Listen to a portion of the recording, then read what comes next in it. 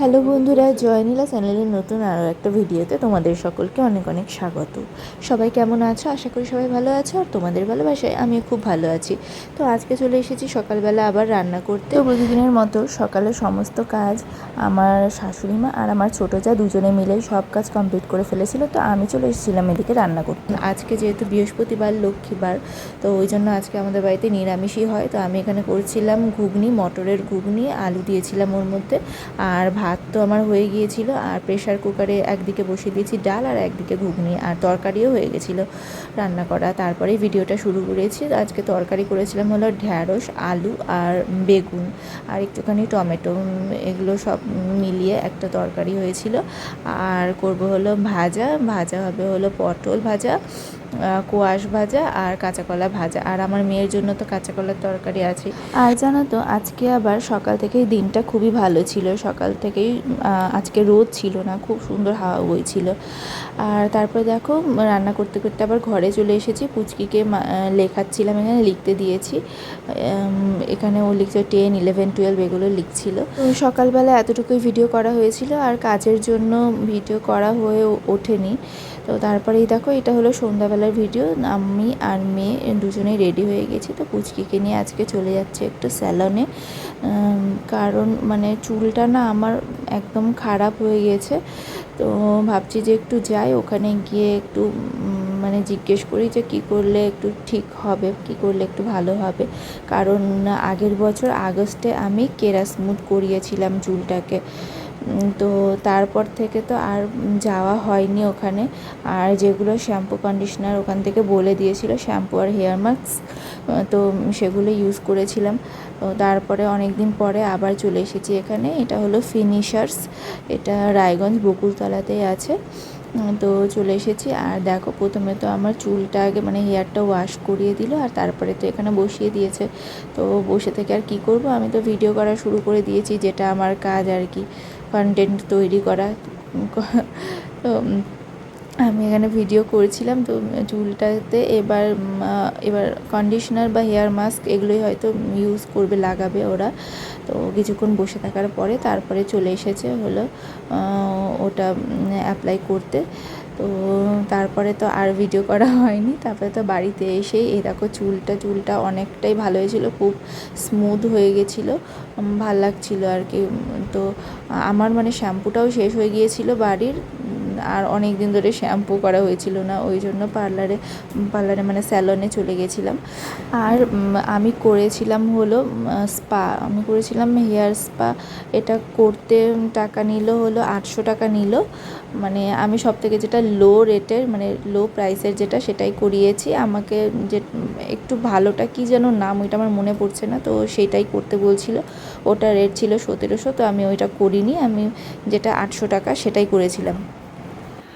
তো ভিডিও তো ওখানে মানে শেষ হয়ে গেছে, ভিডিও নেই। তো আমি সরাসরি এখন তোমাদের সামনে চলে এসেছি, সরাসরি আমি বলতে চলে এসেছি যে আমি তো 1 বছর আগে, মানে এটা কোন সাল, 2025, হ্যাঁ 2024-এর আগস্ট মাসে আমি করেছিলাম হলো চুলটাকে কেরাসমুথ করিয়েছিলাম। আর তারপরে কি হলো, 1 মাস পরে, মানে 1 মাসের মধ্যে আমার চুলে হলো উকুন ধরে গেছিলো।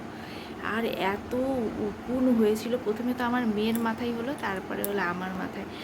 আর এত উকুন, তারপরে সেই উকুনের জ্বালা থেকে রক্ষা পেতে উকুনগুলোকে মানে মারতে আর কি, বেশি ভালোবাসা ইউজ করবো না, ভুলে যাচ্ছে। তো উকুনগুলোকে মারতে আমি চুলের মধ্যে দিয়েছিলাম হলো, সেটা আমি ইউটিউব থেকেই দেখেছিলাম সার্চ করে যে কি ইউজ করলে উকুন মরে। তো দেখেছিলাম হলো রসুন, তারপরে লেবু, তারপরে কর্পূর, হ্যাঁ কর্পূর, এগুলো মিক্স করে কি যেন করেছিলাম, এগুলো মিক্স করে তারপরে গোলমরিচ, এগুলো মিক্স করে সব বেটে মিক্স করে তারপরে এখানে এই সামনে এখানে শুধু দিয়েছিলাম। মানে মাথার মাঝখানটাতে এতটুকু জায়গা দিয়েছিলাম। আর তারপরের দিন মানে ওইটা গোটা রাত রাখতে হবে, গোটা রাত রেখে ভেতরে ভেতরে ঢুকে দিয়েছিলাম রসুনগুলো থেতো করে। তারপরে সকালবেলা তারপরের দিন সকালবেলা উঠে শ্যাম্পু করে নিতে হবে। তো যেটা আমি শ্যাম্পু ইউজ করতাম সেইটাই আমি ইউজ করেছিলাম, ওটাই ইউজ করতাম। কিন্তু ওই যে দিলাম ওই জিনিসটা কোনো কিছু ইউজ করা যাবে না কেরা স্মুথের পরে, চুলে কোনো কিছু ইউজ করা যাবে না, শুধু paraben free sulphate free shampoo hair mask ছাড়া কোনো কিছু ইউজ করা যাবে না। তো যেহেতু উকুন হয়েছিল তো আমি ওইসব দেখে ওইসব দিয়েছি। আর তারপরের দিন সকালবেলা দেখছি যে চুলগুলো এখানকার চুলগুলো একটু কোকড়া কোকড়া কেমন হয়ে গেছে। তো যাই হোক এদিকেও মানে ভেতরে ভেতরে দিয়েছিলাম, তো পেছন দিকে তো অত বোঝা যাচ্ছিল না, পেছন দিকে কিছু হয়নি বলতে গেলে, যা হয়েছিল এই জায়গাটাতে একটু কোকড়া কোকড়া হয়ে গিয়েছিলো। তারপর থেকেই চুলটা মানে এই পেছনের দিকে চুলগুলো তো সব ঠিকই আছে, কিন্তু এখানে হালকা হালকা কোকড়া হয়ে গিয়েছিলো। তো যাই হোক ওটা তো অনেকদিন আগের কথা। তারপর থেকে যেটা শ্যাম্পু কন্ডিশনার ইউজ করতে দিয়েছিলো সেটা ইউজ করছিলাম। তারপরে আমি হলো আমি অনলাইন থেকে, ফ্লিপকার্ট থেকে না, অনলাইন একটা কোনো ইয়ে থেকে ওখান থেকে অর্ডার করলাম একটা শ্যাম্পু আর কন্ডিশনার। ওটাও প্যারাবেন ফ্রি সালফেট ফ্রি বলছিল ওখান থেকে, তো আমি ওইটা ইউজ করলাম, ওটাই আমি দিতাম। তারপরে কিছুদিন ধরে ওটাও শেষ হয়ে যায়। আর চুলগুলো না ওটা দিয়েও অতটা মনে হচ্ছে কি মানে ভালো হচ্ছে না, আসলে কি কেরাটিনটা চলে গেছে, কেরাটিনটা নেই আর আমার চুলে। এখন শুধু স্মুথনিংটা আছে, যেটা আমাকে এখানে দেখে বললো, স্যালনের লোকটা দেখে বললো যে শুধু স্মুথনিং আছে, কেরাটিনটা নেই। তো তারপরে তো ওই জন্যই গেছিলাম আজকে, যে চুলটা এত ড্রাই হয়ে গিয়েছে। তারপরে আরও একটা কথা, আমি তো শুনিনি যখন মানে ভালো করে শুনিনি নাকি, আমি তো জিজ্ঞেস করেছিলাম মনে হচ্ছে, মানে এখানে স্যালনের লোকটাকে যখন আমি কেরাটিন স্মুথ করতে গেছিলাম তখন জিজ্ঞেস করেছিলাম যে কবে তেল দেওয়া যাবে চুলটাতে। তো তখন ওখান থেকে বলেছিল 6 মাস পরে, আমার এতটা ভালো করে মনে আছে। কিন্তু এখন আবার গিয়ে বলছি তো বলছে যে কেন 15 দিন পরেই তো তুমি দিতে পারবে তেল। তো এখন তো আমার মানে নিজের উপরেই বিশ্বাস হচ্ছে না যে আমি ভুল শুনেছি না ওরাই ভুল বলেছিল, কী জানি বাবা। যাই হোক এতদিন ধরে তো আমি চুলে তেল দিইনি, চুলটা একদম ড্রাই হয়ে গেছে, একদম রাফ হয়ে গেছে চুলটা আমার। ওই কারণেই আমি গিয়েছিলাম স্যালনে, আবার ওই স্যালনেই গেছিলাম যে কবে আমি তেল দিতে পারবো আর চুলটা কেন এত খারাপ হয়েছে, কি করলে ঠিক হবে। তখনই এই কথাগুলো বললাম, তখন বললো যে কেন 15 দিন পরেই তো তুমি তেল দিতে পারবে, কেরাটিন স্মুথ করলেও 15 দিন পর থেকে তেল দেওয়া যাবে। তো তারপরে ওগুলো শুনলাম, তারপর বললাম যে কি করব, তো বললো যে একটা তুমি স্পা করে নাও। তো কী যেন স্পাটা মনে পড়ছে না, ওই স্পাটা করতে বলছিল, ওইটা তো করিনি।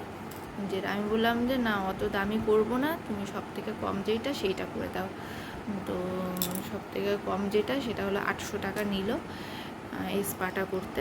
তো এইটাই শুধু করলাম, তবু চুলটা অনেক অনেক ভালো আছে। তারপরে স্পা মানে হলো বললো যে মাসাজ, স্পায়ের সময় যে মাসাজ করে, অনেকক্ষণ মাসাজ করলো, অনেকক্ষণ, আর খুবই সুন্দর, খুবই ভালো লাগলো মাসাজ করে।